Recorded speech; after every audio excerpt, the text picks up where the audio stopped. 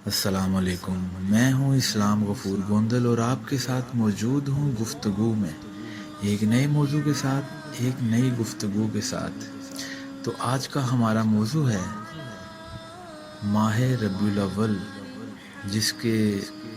مبارک ایام اور لمحوں سے آج کل ہم مستفید ہو رہے ہیں۔ تو اس عظیم ماہ مبارک میں کائنات کی سب سے بڑی نعمت ہمارے آقا کریم صلی اللہ علیہ وآلہ وسلم اس دنیا میں تشریف لائے۔ یہ دن آپ سے عقیدت اور غلامی کی تجدید کا دن ہے۔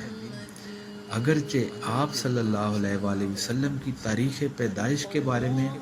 علماء کے مابین اور تاریخی کتابوں کے درمیان اختلاف ہے، کسی کے ہاں 2، کسی کے ہاں 7، 8، 9، 10، 12 اور اہل تشیع کے ہاں 17 ربیع الاول پیدائش کا دن جو ہے وہ مانا جاتا ہے۔ تو اتنی مختلف رائے ہونے کے باوجود ایک بات پر سب متفق ہیں کہ دن پیر کا تھا، کیونکہ مسلم کی ایک روایت میں ہمیں ملتا ہے کہ جب نبی کریم صلی اللہ علیہ وآلہ وسلم سے پوچھا گیا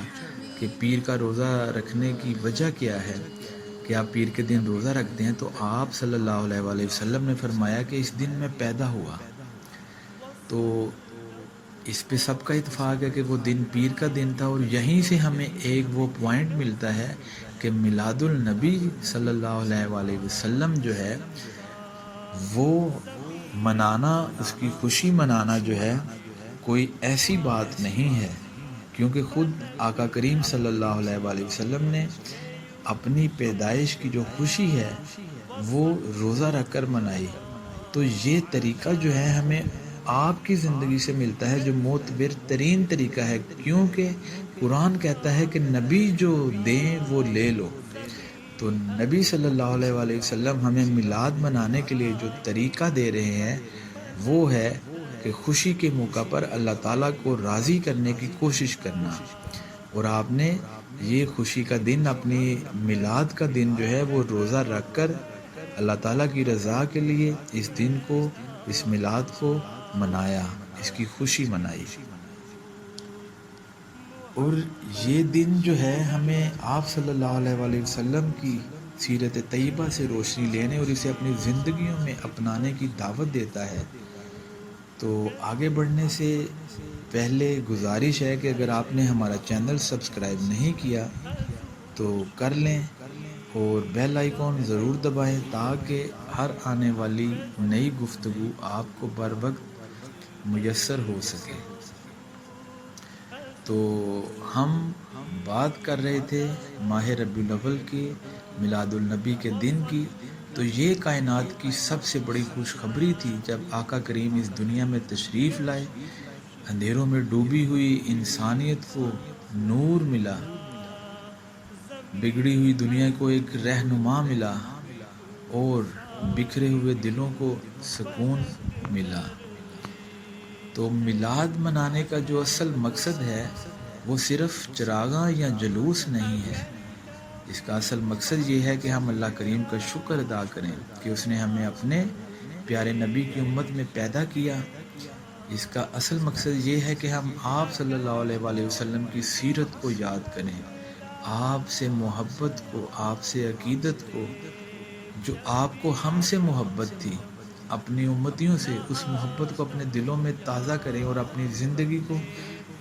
آپ کی تعلیمات کے مطابق ڈالنے کی کوشش کریں۔ تو سوال یہ ہے کہ کیا ہمارے طریقے جو ہیں اس عظیم دن کے عظیم مقاصد کے مطابق ہیں، اور اگر نہیں ہے تو ہمیں کیا ایسا طریقہ اختیار کرنا چاہیے کہ میلاد کی جو خوشی ہے، جو رونق ہے، وہ دوبالا ہو جائے۔ تو نمبر 1 تو یہ ہے کہ اللہ تعالیٰ کا شکر ادا کرنا، اس کے آگے جھکنا کیا ہے کہ آپ کی مہربانی ہے کہ ہمیں امتی محمد رسول اللہ صلی اللہ علیہ وآلہ وسلم کا بنا دیا، اور پھر نبی صلی اللہ علیہ وآلہ وسلم کی سیرت طیبہ کے بارے میں بات کریں، آپ کے اخلاق و کردار کے بارے میں بات کریں، درود و سلام کی محفلیں سجائیں،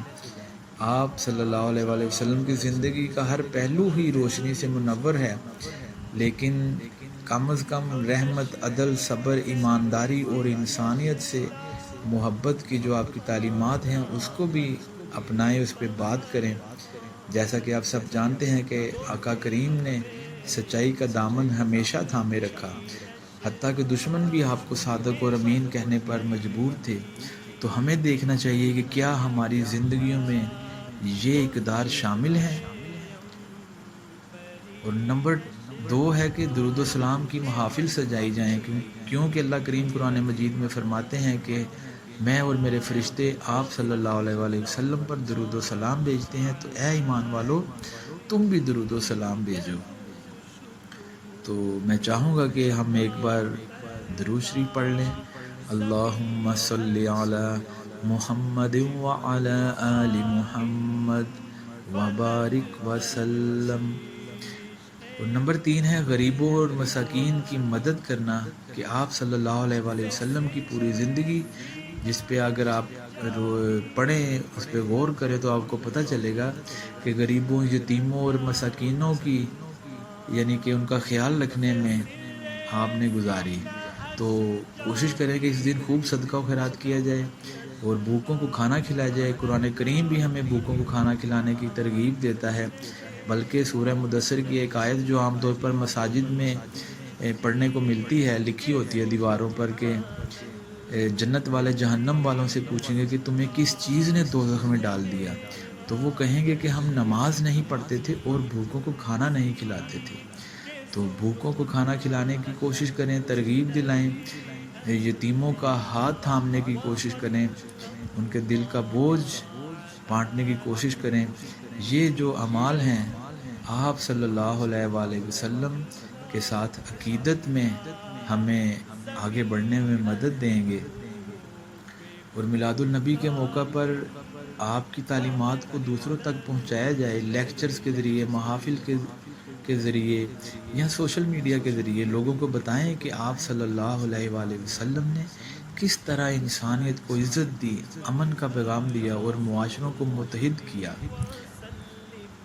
اور یہ دن جو ہے یہ خود احتسابی کا بھی دن ہے۔ اپنے اخلاق، اپنی عادات اور اپنے معاملات کو ہمیں دیکھنا چاہیے کہ کیا ہم اپنے گھر، محلے اور معاشرے میں نبی صلی اللہ علیہ وآلہ وسلم کے اخلاق کی عکاسی کر رہے ہیں۔ میلاد النبی مناتے ہوئے ہمیں کوشش کرنی چاہیے کہ جھگڑوں اور تنازعات میں نہ پڑا جائے، جیسا کہ بعض لوگ میلاد منانے یا نہ منانے پر بحث و تکرار کرتے ہیں، کچھ منع کرتے ہیں اور کچھ آگے سے دلیلیں دیتے ہیں۔ تو نبی صلی اللہ علیہ وآلہ وسلم نے ہمیشہ اتحاد کا اور محبت کا درس دیا، تلقین کی۔ تو اس دن کو تنازعات کا باعث نہ بنائیں، بلکہ محبت اور اتحاد کا پیغام پھیلایا جائے۔ تو یاد رکھیں کہ میلاد النبی صلی اللہ علیہ وآلہ وسلم صرف ایک رسمی دن نہیں ہے کہ آیا، منایا اور گزر گیا۔ میلاد یہ نہیں ہے کہ چراغ جل جائیں مگر دل اندھیروں میں ڈوبے رہیں۔ میلاد یہ ہے کہ دل غلامی رسول صلی اللہ علیہ وآلہ وسلم سے روشن ہو جائے اور زندگی سنت کے نور سے منور ہو کر جگمگانے لگے۔ میلاد النبی کا اصل جشن یہ ہے کہ ہم اپنے قول میں سچائی، اپنے عمل میں دیانتداری اور اپنی زندگی کے ہر پہلو میں آقا کریم کی سنت کو زندہ کریں۔ یہ دن ہمیں صرف خوشی نہیں دیتا بلکہ ہمیں سوچنے پہ بھی مجبور کرتا ہے کہ کیا ہم واقعی رسول اکرم صلی اللہ علیہ وآلہ وسلم سے عقیدت رکھتے ہیں، ان کی غلامی کا جو دعویٰ کرتے ہیں کیا وہ سچا ہے؟ اور اگر یہ دعویٰ سچا ہے تو کیا ہم نے اپنے کردار میں آپ صلی اللہ علیہ وآلہ وسلم کے کردار کی کوئی جھلک پیدا کی ہے؟ تو آئیے دعا کریں کہ اللہ کریم ہمیں اپنے نبی صلی اللہ علیہ وآلہ وسلم کی حقیقی غلامی عطا فرمائے، ہمیں میلاد منانے کا وہی انداز عطا فرمائے جو اللہ کریم کی رضا اور رسول اللہ صلی اللہ علیہ وآلہ وسلم کی سنت کے مطابق ہو۔ تو انشاءاللہ ملیں گے نیکسٹ پوڈ کاسٹ میں۔ ایک نئی گفتگو کے ساتھ، اور جو سوال ہم نے اٹھائے ہیں اس کے آخر میں ان کے جوابات کے ساتھ۔ تو جب تک کے لیے اللہ کریم آپ کا اور ہمارا نگہبان ہو۔